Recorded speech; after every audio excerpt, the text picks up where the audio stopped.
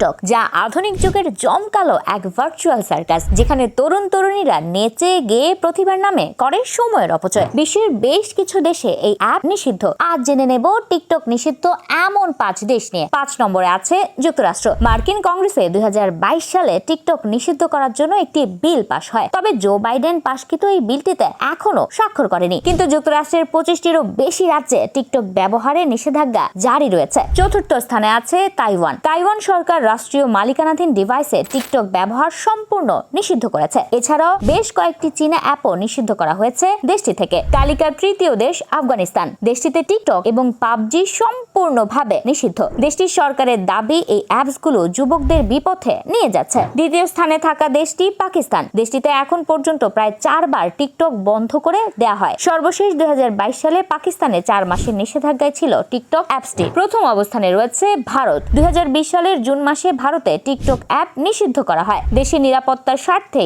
এমন পদক্ষেপ গ্রহণ করেছিলেন দেশটির সরকার।